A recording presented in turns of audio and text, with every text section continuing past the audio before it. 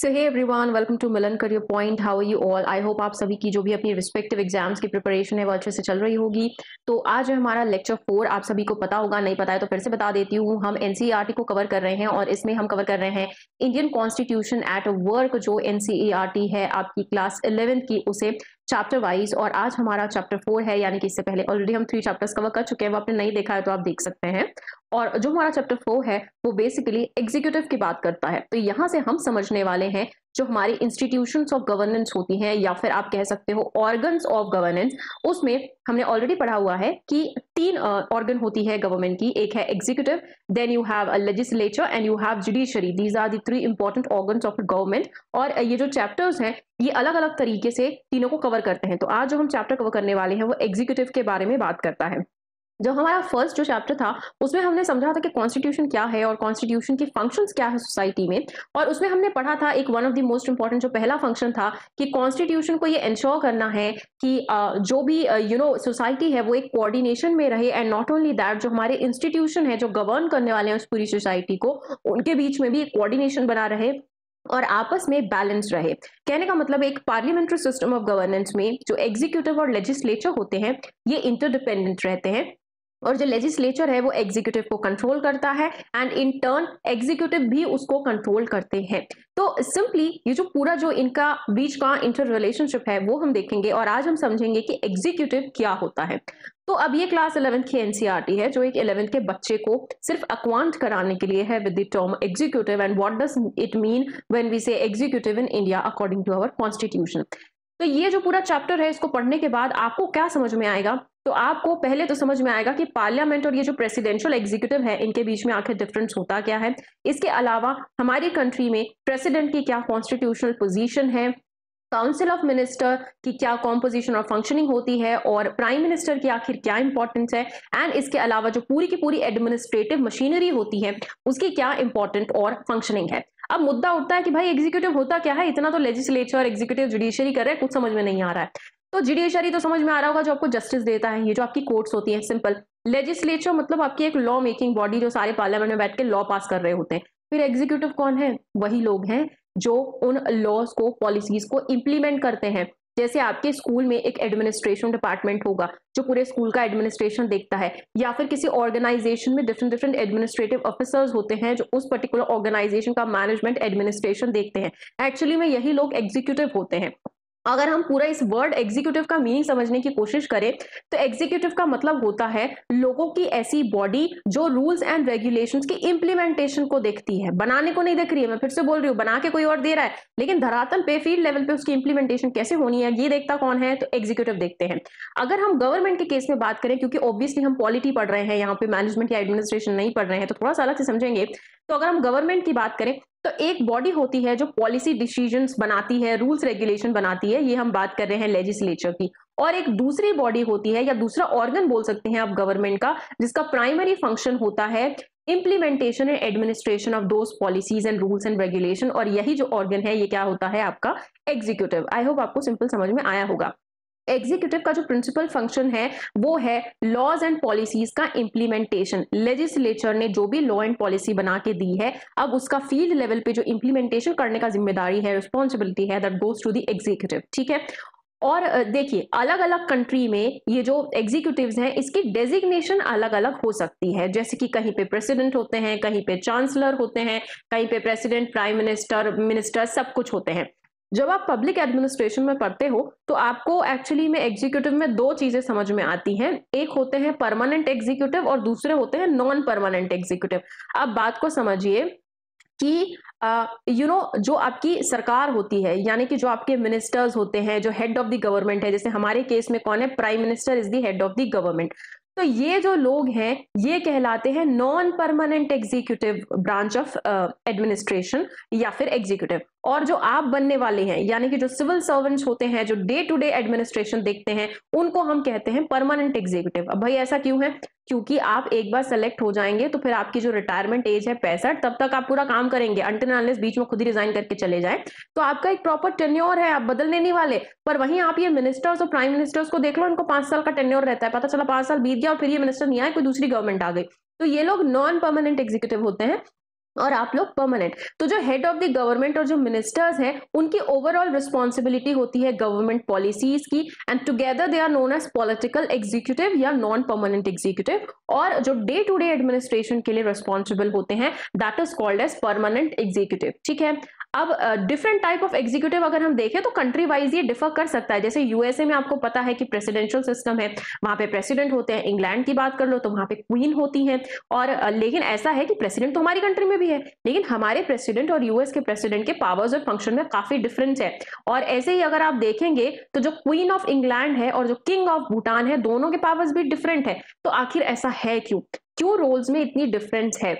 तो सिंपल मतलब ये है, रोल्स में डिफरेंस इसलिए है क्योंकि हर एक कंट्री का जो अपना एग्जिस्टिंग एग्जीक्यूटिव का नेचर है वो अलग अलग है। कैसे? यूएसए में भाई प्रेसिडेंशियल सिस्टम फॉलो होता है और वहां पे प्रेसिडेंट सबसे इंपॉर्टेंट पर्सन होता है, इन्हीं के हाथ में सारी एग्जीक्यूटिव पावर्स होती है, जो मर्जी चाहे कर सकते हैं। कनाडा की बात करो तो कनाडा में पार्लियामेंट्री डेमोक्रेसी है और डेमोक्रेसी के साथ साथ जो हेड है वो मोनार्क है, कॉन्स्टिट्यूशनल मोनार्क। तो वहां पे क्वीन एलिजाबेथ टू फॉर्मल जो चीफ रही हैं स्टेट की, और अभी ऑब्वियसली वो चेंज हो रहे हैं क्योंकि वो बदलता रहता है। फ्रांस की बात करो तो फ्रांस में एक सेमी प्रेसिडेंशियल सिस्टम मतलब फॉलो होता है, जिसमें प्रेसिडेंट भी है, प्राइम मिनिस्टर भी है। और आप बोलेंगे कि इंडिया में भी तो ऐसी है, प्रेसिडेंट भी है, प्राइम मिनिस्टर भी है, लेकिन हमारा सिस्टम सेमी प्रेसिडेंशियल नहीं है क्योंकि इसमें एक्चुअली में कुछ डिफरेंसेस हैं जो हम आगे देखेंगे। जापान की बात करें तो जापान में पार्लियामेंट्री सिस्टम है, लेकिन हेड ऑफ द स्टेट वहां के एम्परर होते हैं और जो प्राइम मिनिस्टर है वो हेड ऑफ द गवर्नमेंट है। ऐसी इटली की बात करो तो यहाँ पे अलग अपना पार्लियामेंट्री सिस्टम फॉलो होता है, जहां पे formal head of the state is president and prime minister is the head of the government, very similar to what India follows. So likewise every country has different system of executive that it follows in its governance. Presidential system की जब मैं बात करूं, क्योंकि जब आप executive पढ़ते हो ना तो ये जो दो हैं ये काफी निकल करके आते हैं। एक आपका प्रेसिडेंशियल सिस्टम आता है और दूसरा आता है जो हमने अपनाया जिसको कि हम बोलते हैं पार्लियामेंट्री सिस्टम। और इसको लेकर के काफी डिबेट भी रही है कि इंडिया ने प्रेसिडेंशियल सिस्टम क्यों नहीं अपनाया, इसमें क्या बुराई थी। मेरिट्स डीमेरिट्स आप इसके पढ़ते हैं जब हम लक्ष्मीकांत पढ़ रहे होते हैं। तो देखिए जो प्रेसिडेंशियल सिस्टम है, जैसे यूएस वगैरह में आप देखेंगे वहां पे प्रेसिडेंट ही स्टेट के हेड होते हैं और साथ में गवर्नमेंट के भी हेड होते हैं। तो नाम से समझ में आ रहा है ना, प्रेसिडेंशियल सिस्टम मतलब प्रेसिडेंट के हाथों में सारी की सारी पावर्स है, सारी की सारी सत्ता है। तो इस पर्टिकुलर केस में जो ऑफिस होता है प्रेसिडेंट का बहुत पावरफुल होता है, चाहे थ्योरी की बात कर लें चाहे प्रैक्टिस की बात कर लें। अब यहाँ पे आपको इस चार्ट में बहुत अच्छे से एनसीईआरटी में टाइप ऑफ एग्जीक्यूटिव देखने को मिलेगा। और ये जो टाइप है, मतलब जो सेग्रीगेशन है, कैटेगराइजेशन है, it is based on the principle of leadership. एक तरफ कलेक्टिव लीडरशिप दिखाई देती है गवर्नमेंट की और एक तरफ इंडिविजुअल लीडरशिप। कलेक्टिव लीडरशिप में आपके दो सेग्रीगेशंस आपको देखने को मिलते हैं। एक तो आपका है पार्लियामेंट्री सिस्टम ऑफ गवर्नेंस जो कि हमारा है, और दूसरा है सेमी प्रेसिडेंशियल। अब ये जो पार्लियामेंट्री सिस्टम है जैसे कि हम जो फॉलो करते हैं, इसमें जो हेड ऑफ द गवर्नमेंट है वो प्राइम मिनिस्टर होते हैं। और ये जो प्राइम मिनिस्टर है एक्चुअली में जो लेजिस्लेचर में मेजोरिटी पार्टी होती है उसके लीडर होते हैं। ठीक है, और ये जो प्राइम मिनिस्टर है this person is accountable to the legislature. अब ये तो हेड ऑफ द गवर्नमेंट है, लेकिन इसका मतलब ये नहीं है कि हमारे पास और कोई हेड नहीं है। हेड ऑफ द स्टेट भी होते हैं, जो कंट्रीज पार्लियामेंट्री सिस्टम फॉलो कर रही होती हैं वहां पे हेड ऑफ द स्टेट भी होते हैं। अब ये जो हेड ऑफ द स्टेट है या तो ये मोनार्क हो सकते हैं, कॉन्स्टिट्यूशनल मोनार्की जैसे ब्रिटेन में भी है, और या तो फिर ये प्रेसिडेंट हो सकते हैं, रिपब्लिक प्रेसिडेंट। रिपब्लिक मतलब इनको इलेक्ट करके जो है वो प्रेसिडेंट बनाया जाता है। भले डायरेक्ट इलेक्शन इंडिया में नहीं है, लेकिन होता तो इलेक्शन ही है। तो हमारा जो पार्लियामेंट्री रिपब्लिक है वो हम फॉलो करते हैं। तो ये जो दोनों है, चाहे मोनार्क की बात कर लो चाहे प्रेसिडेंट की बात कर लो, पार्लियामेंट्री सिस्टम में ये सिर्फ एक फॉर्मल सेरिमोनियल हेड है, मतलब नाम के लिए है कि भाई हाँ ये है, इनके नाम पे हम सारा काम करते हैं, लेकिन असल में जो काम है वो प्राइम मिनिस्टर करते हैं with his council of ministers that we no.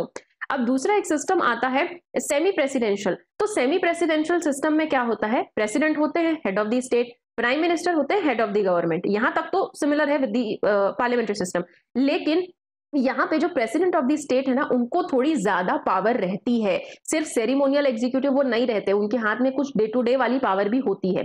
अच्छा, यहाँ पे सेमी प्रेसिडेंशियल में भी एक प्राइम मिनिस्टर के साथ में उनका काउंसिल होता है and they are responsible to the legislature. अब ये तो कलेक्टिव लीडरशिप वाली एग्जीक्यूटिव सिनारियो है। फिर एक आती है इंडिविजुअल लीडरशिप। एक बंदा है जिसके हाथ में सारी पावर्स हैं और वो है हमारे प्रेसिडेंशियल लीडरशिप में, जो कि यूएसए में फॉलो होती है, जहां पे जो प्रेसिडेंट है वही हेड ऑफ द स्टेट है और वही हेड ऑफ द गवर्नमेंट है। और ये जो प्रेसिडेंट है इसको वहां की जनता डायरेक्टली इलेक्ट करती है। और आपने देखा ही होगा अभी वो डोनाल्ड ट्रंप और जो उनके ऑपोजिशन पे है कमला हैरिस आई थिंक, तो उनके बीच में अपना चल रहा है जो भी मतलब डिबेट वगैरह है, और उसके बेसिस पे फाइनली इलेक्शन होंगे ना। याद रखिएगा कि प्रेसिडेंशियल सिस्टम में जो प्रेसिडेंट है ना he is not accountable to legislature. वो अपनी मर्जी है, वो अपनी मर्जी चलाते हैं, वहां पे प्रेसिडेंशियल सिस्टम होता है। तो आई होप आपको ऊपर ऊपर एक आइडिया मिला होगा कि भाई क्या है क्या नहीं है। पार्लियामेंट्री सिस्टम जो है, जो कि हम भी फॉलो करते हैं, उसमें prime minister head of the government होते हैं। और काफी पार्लियामेंट्री सिस्टम में एक प्रेसिडेंट की भी कुर्सी होती है। जो प्रेसिडेंट है या तो मोनार्क हो सकता है जो कि नॉमिनल हेड है, और या फिर वो इलेक्शन के थ्रू पे भी हम इलेक्ट कर सकते हैं। तो काफी कंट्रीज हैं जैसे जर्मनी, इटली, जापान वगैरह है, पोर्टुगल वगैरह है, उनमें यही सिचुएशन है जहां पे जो प्रेसिडेंट या जो मोनार्क है वो सिर्फ सेरेमोनियल है, और प्राइम मिनिस्टर जो मेनली है वो पूरी गवर्नेंस को देखते हैं।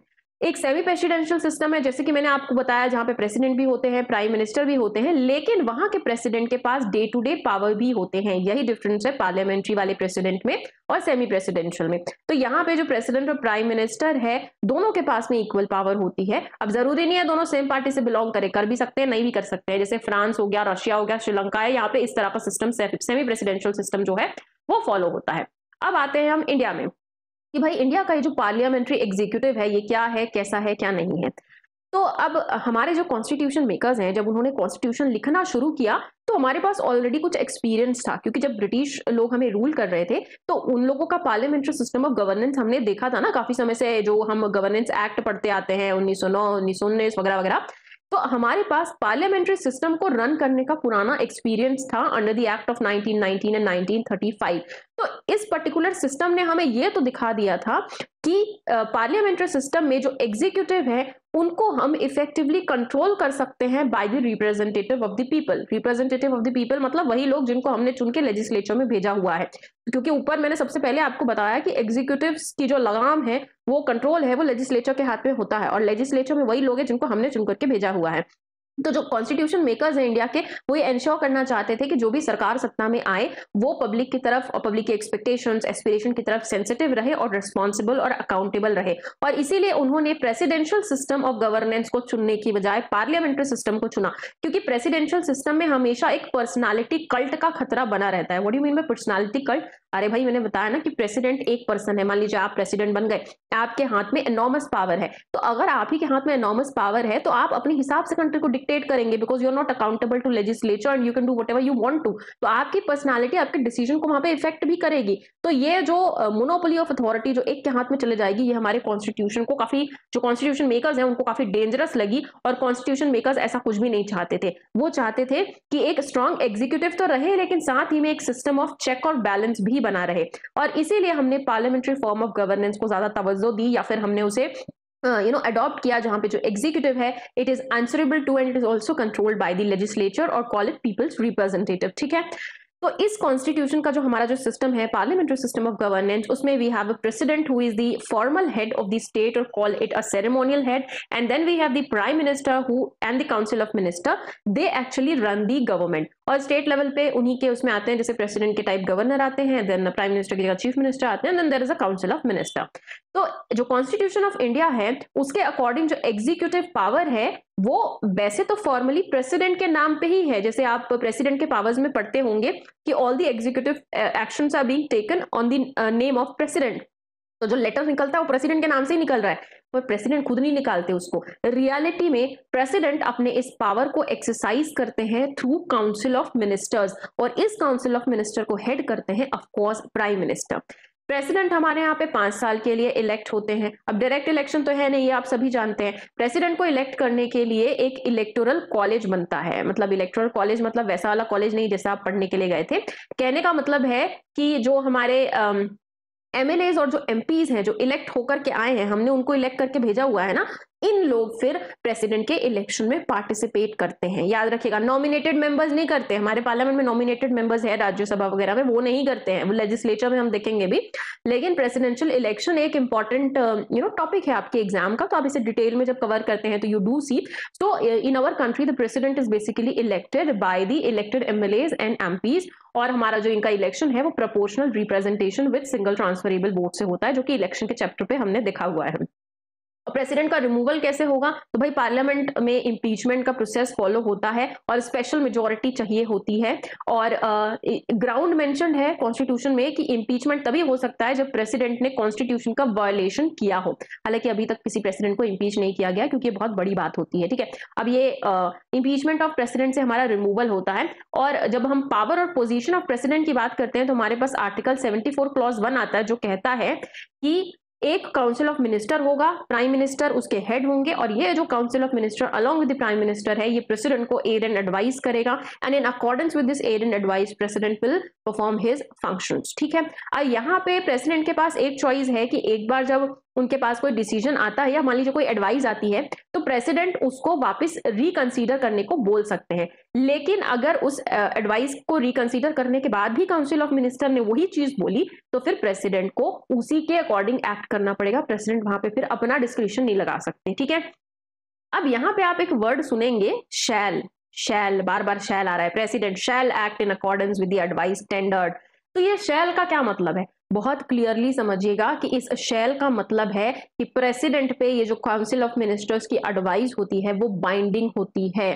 तो यहाँ पे एक अमेंडमेंट भी हुआ था, तो अमेंडमेंट में ही पहले बोला गया था कि काउंसिल ऑफ मिनिस्टर्स की जो एडवाइस है it will be binding on the president. However later on हमने एक और अमेंडमेंट किया और हमने प्रेसिडेंट को एक चांस दिया कि भाई अगर प्रेसिडेंट को लगता है कि ये जो एडवाइस ये लोग मेरे पास लेकर के आए हैं इसमें रिकंसिडरेशन की जरूरत है तो एक बार जो प्रेसिडेंट है वो काउंसिल ऑफ मिनिस्टर्स से कह सकते हैं कि भाई अपनी एडवाइस को थोड़ा रिकंसीडर कीजिए। लेकिन अगर वो रिकंसीडर्ड एडवाइस वापस आई प्रेसिडेंट के पास तब उनको एक्सेप्ट करना ही पड़ेगा, and this is actually binding. तो कहने का मतलब है प्रेसिडेंट के पास अथॉरिटी नाम की है हमारे पास, इसलिए हम उनको फॉर्मल हेड बोलते हैं।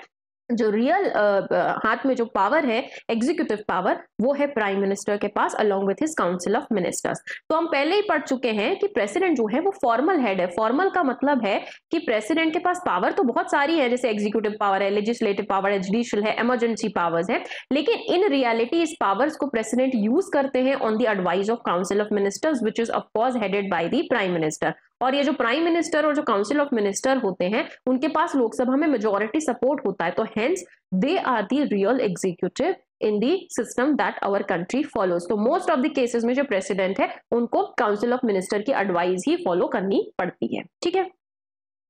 तो क्या प्रेसिडेंट अपनी मर्जी से कुछ नहीं कर सकते हैं? मतलब उनको तो जो काउंसिल ऑफ मिनिस्टर ने बोल दिया वही करेंगे, तो क्या प्रेसिडेंट के पास कोई डिस्क्रिशनरी पावर नहीं है?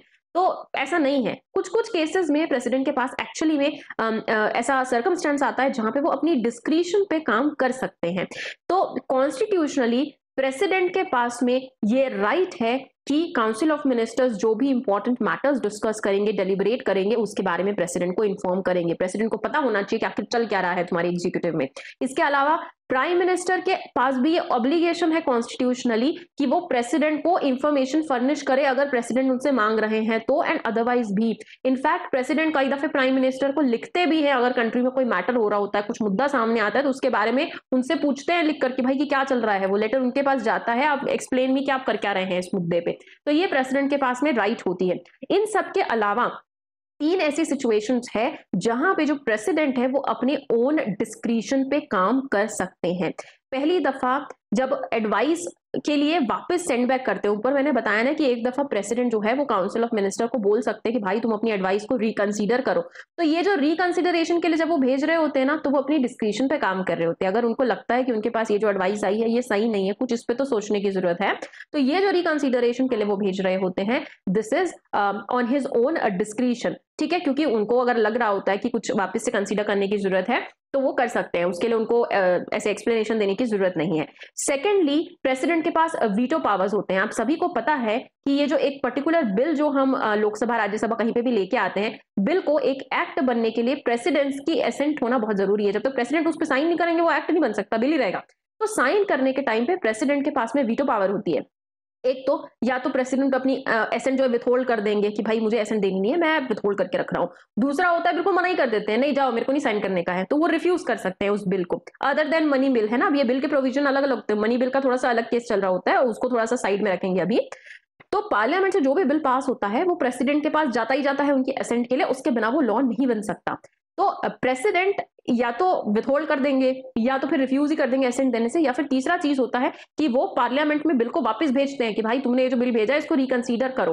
अब ये जो रिकंसिडरेशन है यहाँ पे वीटो थोड़ी सी उनके पास लिमिटेड होती है, क्योंकि अगर उनकी रिकंसिडरेशन पे पार्लियामेंट ने फिर से सेम बिल पास कर दिया तो प्रेसिडेंट को उस बिल पे असेंट देना ही पड़ता है। पर एक चीज को थोड़ा सा ध्यान रखिएगा, ये थोड़ी सी ट्रिकी चीज है कॉन्स्टिट्यूशन में।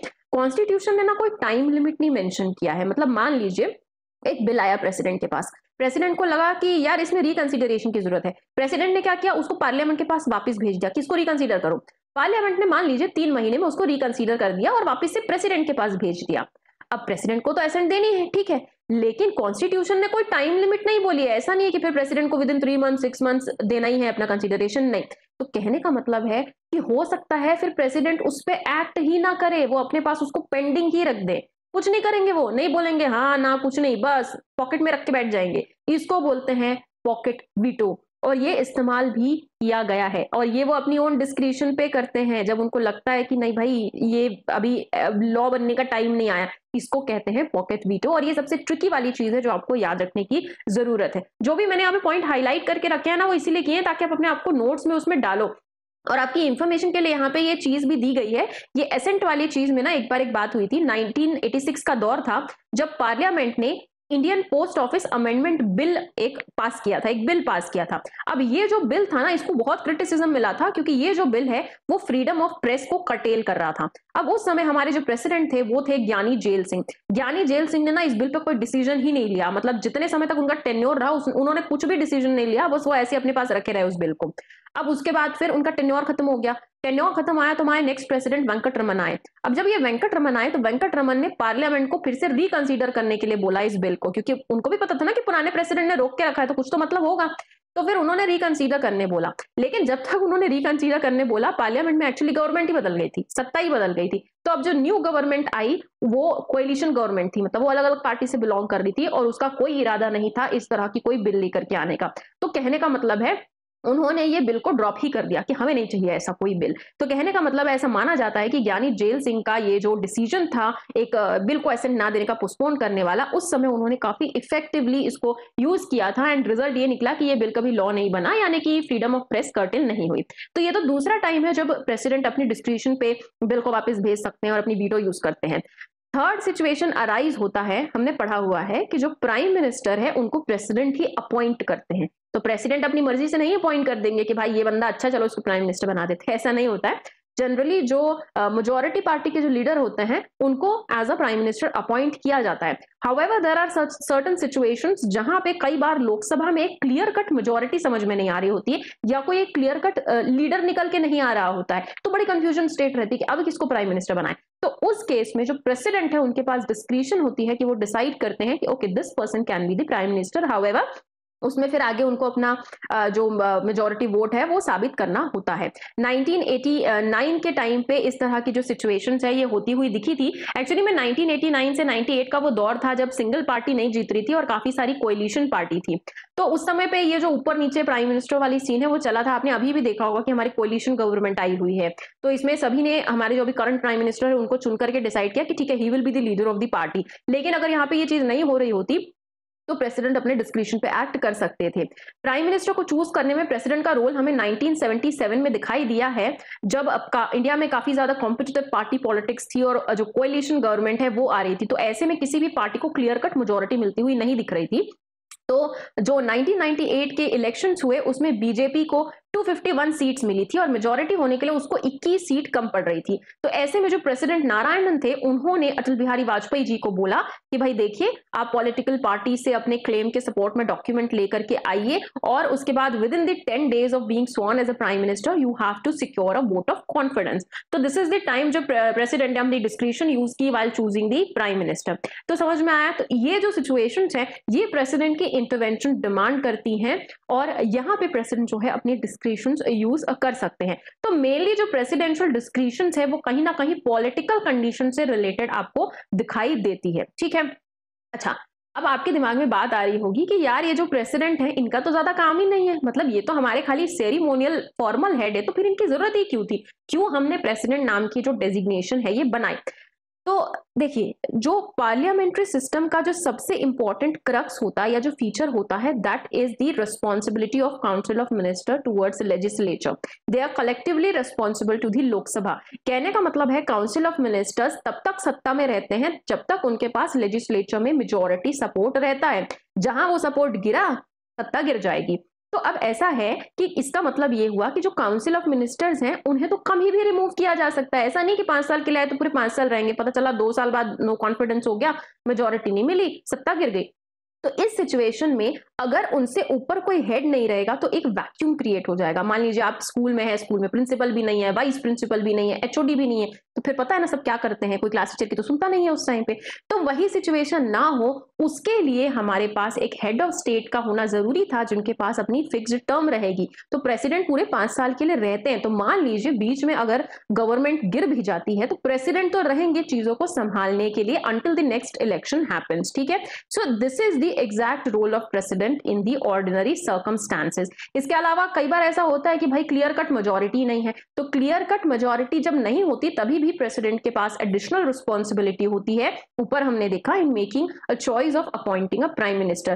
प्लीज अंडरस्टैंड, प्रेसिडेंट इलेक्ट होते हैं, प्राइम मिनिस्टर अपॉइंट होते हैं। ये जो टर्मिनोलॉजी है इसको थोड़ा सा समझो, क्योंकि आपका जब स्टेटमेंट वाला क्वेश्चन आता है तो यहाँ पे आपको जो यूपीएससी है या अदर एग्जाम है वो ट्रिक कर देते हैं। और ये जो अपॉइंटमेंट टाइप का क्वेश्चन है ये कहीं पे आया हुआ है, मुझे ठीक से याद नहीं आ रहा है, but you have to remember कि prime minister is not elected, he is appointed. ठीक है, ये जस्ट मुझे अभी याद आया तो मुझे आपको बताना था। अब इसी में एक और नाम आता है वाइस प्रेसिडेंट ऑफ इंडिया का। अब इनका ज्यादा कोई काम नहीं है, इनका मेनली फंक्शन रहता है x officio chairperson of Rajya Sabha. तो जो वाइस प्रेसिडेंट है इनका भी 5 साल का कार्यकाल रहता है और इनका इलेक्शन मेथड भी बिल्कुल प्रेसिडेंट की तरह सिमिलर है। हाउएवर प्रेसिडेंट के केस में जो स्टेट लेजिस्लेचर के जो इलेक्टेड मेंबर्स है वो पार्टिसिपेट करते हैं, पर वाइस प्रेसिडेंट के इलेक्शन में ऐसा नहीं होता है। वाइस प्रेसिडेंट के इलेक्शन में सिर्फ जो सेंट्रल लेजिस्लेचर के लोग हैं वही लोग पार्टिसिपेट कर रहे होते हैं उनके इलेक्टोरल कॉलेज में। और वाइस प्रेसिडेंट का जो रिमूवल है वो काफी आसान है। इनको राज्यसभा में एक सिंपल रेजोल्यूशन आता है और अगर राज्यसभा मेजोरिटी से उस रेजोल्यूशन को पास कर देती है agreed by Lok Sabha, then the vice president stands removed. Vice president की सिंपल ड्यूटी है acting as an ex officio chairperson of Rajya Sabha.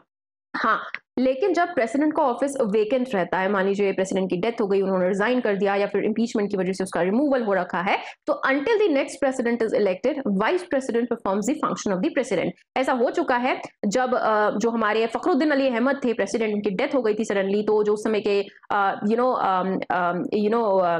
Vice president थे बीडी जट्टी, उन्होंने क्या कहते हैं प्रेसिडेंट के तौर पे परफॉर्म किया था। तो ये भी एक काम जो है वाइस प्रेसिडेंट का होता है। आपको आई होप ये ऑफिस जो वाइस प्रेसिडेंट का है ये समझ में आया होगा। अब बात आती है सबसे इंपॉर्टेंट जो एग्जीक्यूटिव फंक्शनरीज है हमारे यहाँ पे उनकी, जो कि है council of minister and prime minister. इस कार्टून को देखिए, ये बड़ा अच्छा सा है और इसमें लिखा है कि प्राइम मिनिस्टर के बिना कोई भी काउंसिल ऑफ मिनिस्टर नहीं होता। Literally the prime minister leads the council. और आप देख रहे होंगे कि ये प्राइम मिनिस्टर किस तरह से आगे चल रहे हैं और सारे लोग जो है उनके पीछे उनको फॉलो कर रहे हैं। तो ये है काउंसिल ऑफ मिनिस्टर्स। तो बिना प्राइम मिनिस्टर के एक्चुअली में काउंसिल ऑफ मिनिस्टर हो ही नहीं सकता है। तो गवर्नमेंट की जो पॉलिटिक्स है इंडिया में या गवर्नमेंट है उसमें जो डिस्कशन है नॉर्मली वो बिना प्राइम मिनिस्टर के तो हो ही नहीं सकता है, क्योंकि वो हमारे सबसे इंपॉर्टेंट फंक्शनरी हैं। प्रेसिडेंट अपने पावर तभी एक्सरसाइज कर सकते हैं जब उनको काउंसिल ऑफ मिनिस्टर से एडवाइस मिले, और ये जो काउंसिल ऑफ मिनिस्टर्स हैं इनको हेड करते हैं prime minister. And therefore the as a head of the council of minister, prime minister becomes the most important functionary of the governance in our country. अब ये जो पार्लियामेंट्री फॉर्म ऑफ एग्जीक्यूटिव है इसमें ये essential है कि prime minister के पास में लोकसभा का मेजोरिटी सपोर्ट बना रहे, और इसी सपोर्ट की वजह से वो पावरफुल भी होते हैं, क्योंकि जिस दिन ये सपोर्ट गिर गया उनकी पूरी की पूरी गवर्नमेंट गिर जाएगी। अगर मेजोरिटी सपोर्ट लॉस्ट हो गया तो प्राइम मिनिस्टर को ऑफिस भी हाथ से निकल जाएगा। ठीक है, तो ये यहाँ पे हमारे को समझना जरूरी है। ये जो नो कॉन्फिडेंस मोशन आता है वो इसीलिए आता है क्योंकि सपोर्ट गिर रहा होता है।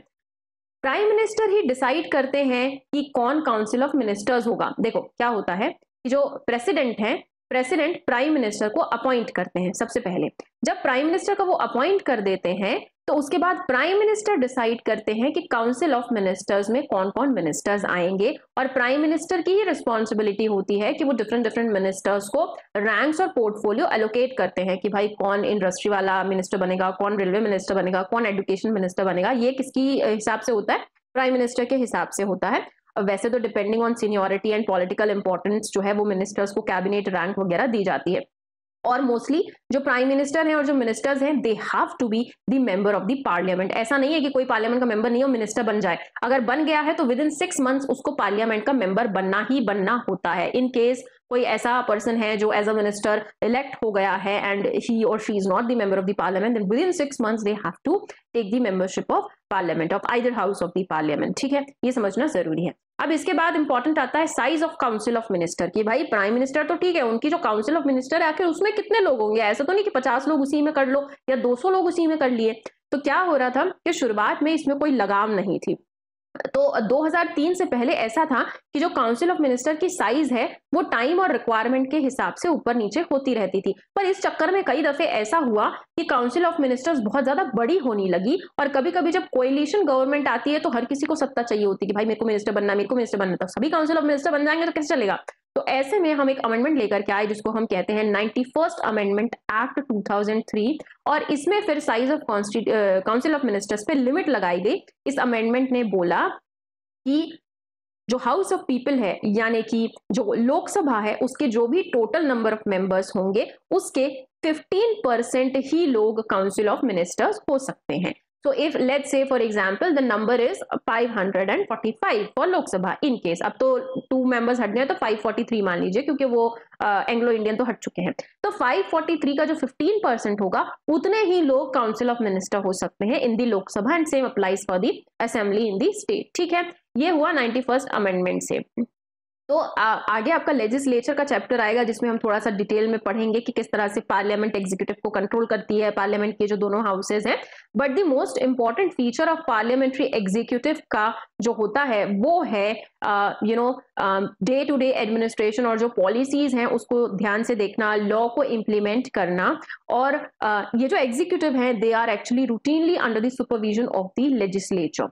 Now, the most important feature of a parliamentary system which you have to have in your mind always, it is the Council of Minister is collectively responsible to the Lok Sabha. इसका क्या मतलब है? इसका मतलब ये है कि अगर मिनिस्ट्री कॉन्फिडेंस लूज कर देती है लोकसभा में then it is obliged to resign. तो ये जो प्रिंसिपल है ये इंडिकेट करता है कि जो मिनिस्ट्री है वो पार्लियामेंट की एक तरह से एक एग्जीक्यूटिव कमिटी है and it is collectively governed on behalf of parliament. Collective responsibility यहाँ पे जो हम कह रहे हैं it is based on the principle of solidarity of the cabinet. क्या मतलब है? इसका मतलब है कि अगर किसी एक सिंगल मिनिस्टर के अगेंस्ट भी नो कॉन्फिडेंस वोट आ गया ना तो पूरे की पूरी एंटायर काउंसिल ऑफ मिनिस्टर्स को रिजाइन करना पड़ता है।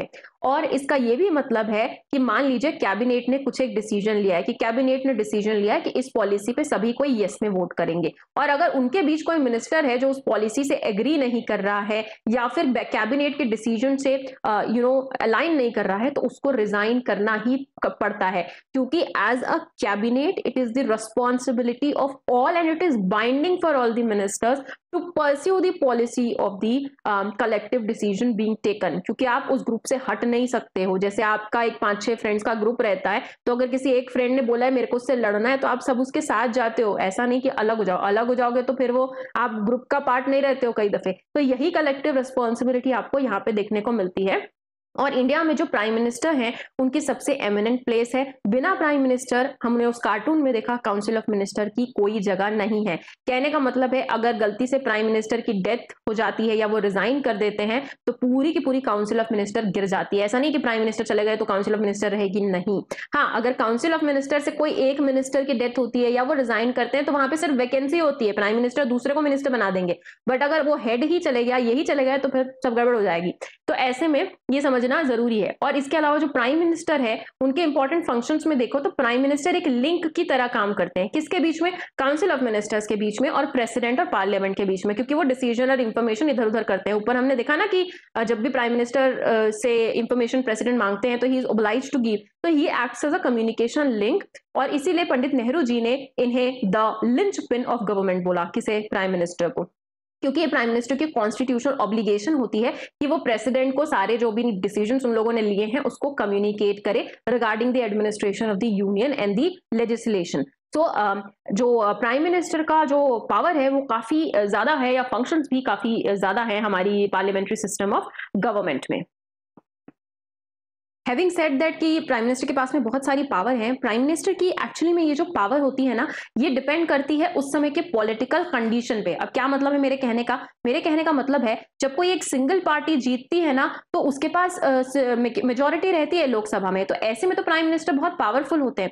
हाउएवर जब बहुत सारी कोएलिशन गवर्नमेंट बनती है ना, तब आपको पॉलिटिकल टर्मोइल्स देखने को मिलते हैं। मैंने कोएलिशन गवर्नमेंट का ये जो पूरा कॉन्सेप्ट है, ये आपको जब मैं करंट अफेयर्स कवर कर रही थी तभी भी मैंने आपको बताया है कि कोएलिशन गवर्नमेंट मतलब जब एक से ज्यादा पार्टी एक साथ में आकर के मिलकर के एक गवर्नमेंट बनाती है, जैसे कि इस बार के इलेक्शन में भी हुआ। सिर्फ बीजेपी है ऐसा नहीं है, उनके साथ और भी कुछ पार्टीज एसोसिएटेड है। तो कोई आपके साथ एसोसिएट क्यों होना चाहेगा? जैसा वो रील है ना, कोई आपसे प्यार क्यों करेगा, बिल्कुल वैसा ही है कि क्यों कोई एसोसिएट होना चाहेगा? भाई हर किसी को पोर्टफोलियो चाहिए होता है ना, हर किसी को एक कैबिनेट रैंक चाहिए, कुछ तो भी आप उसके बदले में देंगे, तो वो आपको अपना मेजोरिटी सपोर्ट देंगे। जब कोएलिशन गवर्नमेंट आती है ना, तब प्राइम मिनिस्टर के पास में उतनी सारी पावर नहीं रहती है, क्योंकि कई समय पे उस समय जो प्राइम मिनिस्टर है उनको एक नेटवर्किंग की तरह काम करनी पड़ती है। He acts as a mediator and negotiator rather than a powerful person. तो ये जो कोएलिशन वाला जो सिस्टम है ना, इसके चक्कर में कई बार प्रेसिडेंट का जो डिस्क्रिशनरी रोल है वो भी हमें बढ़ता हुआ दिखाई दिया है। और जो ये कोएलिशन नेचर है इंडियन पॉलिटिक्स का, कहीं ना कहीं उसने पॉलिटिकल पार्टी के बीच में कंसल्टेशन वाले रोल को और ज्यादा बढ़ाया है। अब क्योंकि ये जो नेगोशिएटर कंसल्टेशन का रोल बढ़ा है, तो ऐसे में जो प्राइम मिनिस्टर की अथॉरिटी है वो कहीं ना कहीं इरोड हो गई है। भाई जाहिर सी बात है यार, चार पार्टी अगर साथ में आ रही है तो आप अपनी मन की नहीं चला सकते, आपको उनके अकॉर्डिंग भी चलना पड़ता है, और कोएलिशन में यही चीज होती है। तो जैसे कि प्राइम मिनिस्टर के पास में ऑप्शन है कि वो अपने हिसाब से काउंसिल ऑफ मिनिस्टर्स चूज कर सकते हैं, लेकिन जब कोएलिशन गवर्नमेंट बनती है ना, तो आप अपने हिसाब से सब कुछ नहीं कर सकते, आपको उनके हिसाब को भी लेके चलना पड़ेगा। भाई उनमें से हो सकता है कुछ लोग मिनिस्टर बनना चाहते होंगे, तभी तो आपको सपोर्ट दे रहे हैं, तो आप चाहें या ना चाहें आपको उनको मिनिस्टर बनाना पड़ेगा। इसके अलावा जो पॉलिसीज और जो प्रोग्राम है वो अलग प्राइम मिनिस्टर अपनी मर्जी से नहीं डिसाइड कर सकते, उनको कोएलिशन गवर्नमेंट वालों की जो मेजोरिटी है उसको साथ में लेकर के चलना पड़ता है। क्योंकि ये जो पॉलिटिकल पार्टीज हैं इनकी एक आइडियोलॉजी नहीं होती है, हो सकता है एक कुछ और आइडियोलॉजी वाला है, एक कुछ और है, लेकिन क्योंकि सत्ता बनानी है तो दोनों साथ में आ रहे हैं। तो ऐसे में इस पूरे एंटायर प्रोसेस में जो आपके प्राइम मिनिस्टर है मोर और लेस वो निगोशिएटर की तरह काम करते हैं, ना कि एक लीडर के तौर।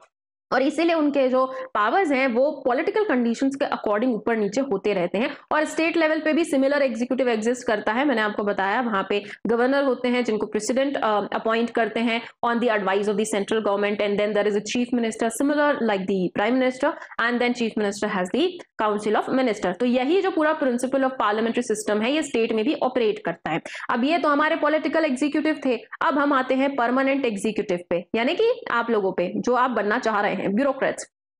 अब डिसीजन तो मिनिस्टर्स ने ले लिए कि भाई ये पॉलिसी फलाना पॉलिसी हम लेकर के आ रहे हैं, ये स्कीम हम लेकर के आ रहे हैं, ये लॉ आ रही है, इसकी इंप्लीमेंटेशन कौन करेगा? वो खुद तो करेंगे नहीं, तो उसके लिए हमें चाहिए होते हैं कुछ लोग। तो गवर्नमेंट का वो एग्जीक्यूटिव ऑर्गन जो इस चीज को इंप्लीमेंट करता है उसको हम कहीं ना कहीं ब्यूरोक्रेसी कहते हैं। एक तो एग्जीक्यूटिव ऑर्गन में प्राइम मिनिस्टर, मिनिस्टर ये सारे आते हैं। अब इनके साथ साथ कुछ परमानेंट एग्जीक्यूटिव भी आते हैं, यानी जो आपके डे टू डे एडमिनिस्ट्रेशन के लिए रिस्पॉन्सिबल होते हैं, और इन्हीं को हमने थोड़ा सा अलग सा नाम देने के लिए सिविल सर्विस के तौर पे डिफाइन या डिस्क्राइब किया हुआ है। तो यहाँ पे कुछ ट्रेन्ड और स्किल्ड ऑफिसर्स होते हैं जो सरकार के परमानेंट एम्प्लॉयज की तरह काम करते हैं, और उनका मेन टास्क होता है मिनिस्टर्स को असिस्ट करना पॉलिसी फॉर्मुलेशन और इम्प्लीमेंटेशन में।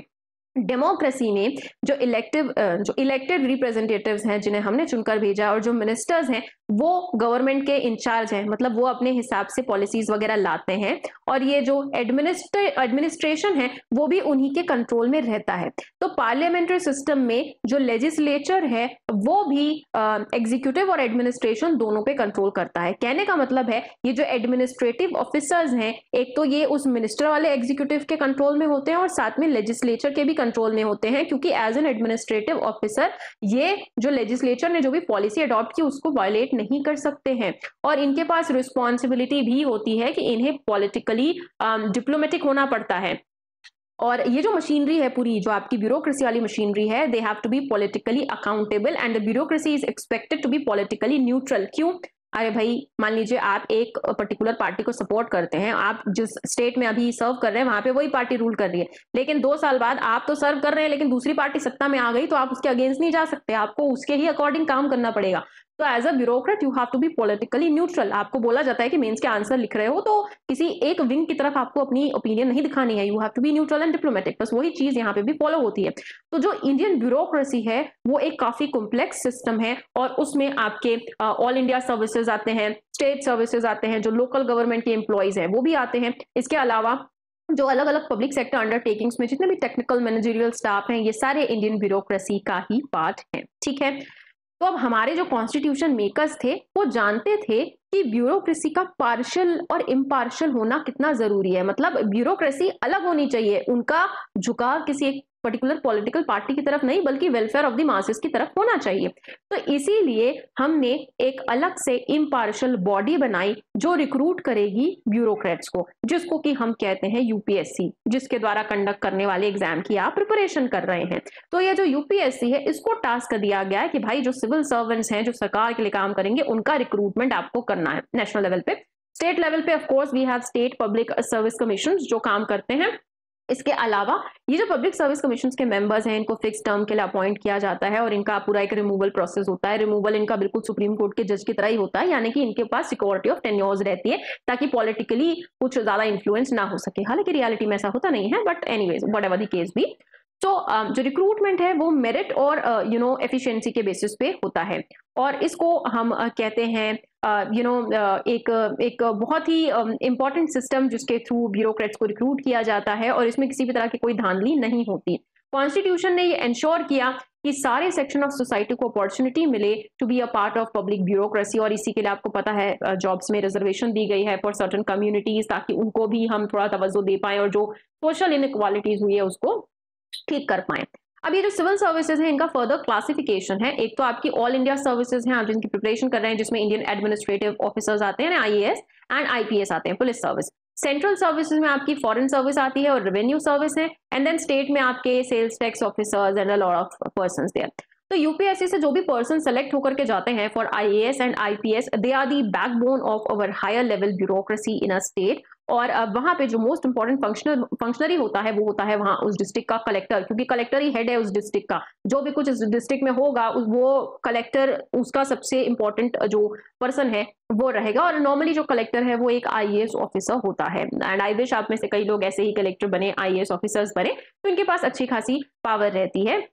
और एक जो कोई आईएएस या आईपीएस बनता है उसको एक पर्टिकुलर स्टेट में असाइन किया जाता है ना, कैडर असाइन होता है, मान लीजिए राजस्थान चले गए, एमपी चले गए वगैरह वगैरह, और अब वहां पे वो under the supervision of state government क्या करते हैं, सर्व करते हैं।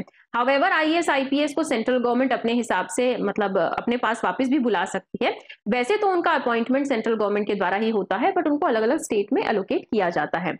अच्छा, वैसे ये जो एडमिनिस्ट्रेटिव ऑफिसर्स हैं स्टेट में भले काम जरूर करते हैं, but then they are under the supervision and control of the central government. ठीक है, अब UPSC as a constitutional body जो भी है वो आपको अपने हिसाब से प्रिपेयर करना है, क्योंकि यहाँ पे उन्होंने बहुत डिटेल में उसको दिया हुआ नहीं है। तो ब्यूरोक्रेसी एक ऐसा इंस्ट्रूमेंट है जिसकी तरह से मतलब जिसके थ्रू हम कोशिश करते हैं कि जो गवर्नमेंट की वेलफेयर पॉलिसी है वो जनता तक, लोगों तक पहुंच सके।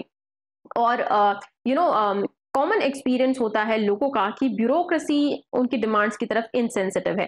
कॉन्स्टिट्यूशन मेकर ने जब ब्यूरोक्रेसी को बनाया तो वो यही सोच के बनाया कि ब्यूरोक्रेसी में वो लोग आए जो जनता की डिमांड की तरफ थोड़े ज्यादा सेंसिटिव रहे। हालांकि रियलिटी में ऐसा हो नहीं पाया है, और कई बार हमें काफी ज्यादा पॉलिटिकल इंटरफेरेंस भी ब्यूरोक्रेसी में दिखाई दी है। However constitution has created an independent machinery for the recruitment of the people और द सिविल सर्वेंट्स। ठीक है, तो with this particular what I should say thing we come to the end of this chapter of executive, and I hope यहाँ पे आपको पूरा executive का role समझ में आया होगा। अगर आप में से कुछ लोग इसे रिवीजन पर्पस के लिए यूज कर रहे हैं और आप लक्ष्मीकांत ऑलरेडी पढ़ चुके हैं, तो मैं आपको एडवाइस करूंगी कि ये जो वीडियो है इसे देखने के बाद आप जाकर के वापस president, vice president, prime minister, council of ministers और ऐसे ही जो स्टेट के एग्जीक्यूटिव्स हैं उनको रिवाइज कर लें, तो इससे आपकी जो चीजें हैं और ज्यादा स्ट्रांग हो जाएगी। ठीक है, तो एग्जीक्यूटिव एक इंपॉर्टेंट फंक्शनरी है और इससे क्वेश्चन बहुत दफे पूछता है। इनफैक्ट जो ये प्रेसिडेंट हैं और जो गवर्नर हैं वो तो काफी इंपॉर्टेंट टॉपिक होते हैं किसी भी एग्जाम के in terms of question perspective.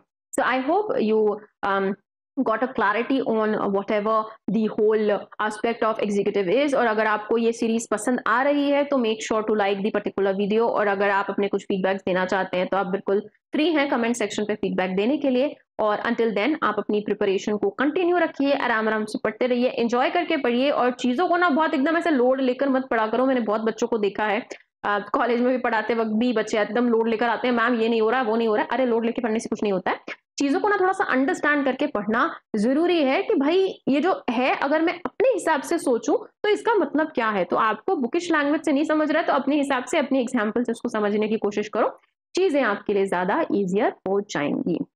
And with that note I and this video. So until I come to you with the next chapter, take care and keep studying.